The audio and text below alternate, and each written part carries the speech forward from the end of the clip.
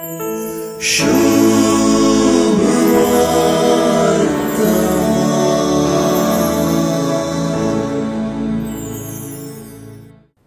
लेखान पळयल्यार आयची बारीस समतोल सुवार्ता. एकडच्यान जेजू कोण म्हणल्या सवालाक तूं क्रिस्त म्हणून जाणवायची जाप दिवचो आपोस्तोल पेद्रू. आनी दुसरेच घडये जेजूच्या अंत्याविशीं सूख समजून उच्चारून जेजू तावन मुजे सरशिलो पयसर सैताना म्हूण सांगून घेवचो आपोस्तोल पेद्रू. आपोस्तोल पेद्रूण आखरेक तरी जेजूक समजून घेतलो म्हणून चिंतल्यार जालें उलटाच. जेजूक ताणें संपूर्णपणे अपार्थ करून घेतलो. जेजूक पेद्रूण अपार्थ करून घेवंक कारण इतलेंच, जेजून आपल्या कष्टा मरणांनी जिवनपणाविशीं दिल्ली शिकोवण. ती शिकोवण जिरोवंक पेद्रूच्यान जालें ना.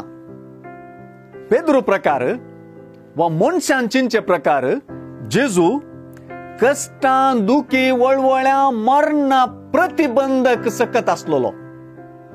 जेजू हे संवसार येतानाच कष्टां संकश्टां विरोध वॅक्सिन घेवनूच आयला म्हणलें चिंतप ताचें.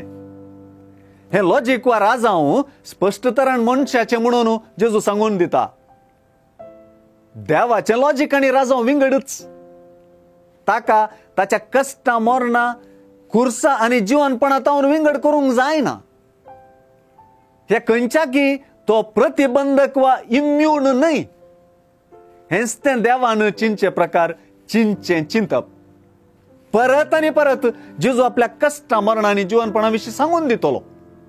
कित्याक हे वरवीं मात्र जेजूची खरी वळख आमकां जातली. खुर्सार जेजूक वळखलो मात्र देवा परी चिंता. जेजूक ताच्या खुर्सातावन मेकळो करचो मनशा परी चिंता. सैतानाचें काम हेंच. जेजूक ताच्या खुर्सा मरणातावन मेकळो करन मनशां परी चिंतूंक करचें. सुवार्ता देवा परी चिंतूंक शिकयता.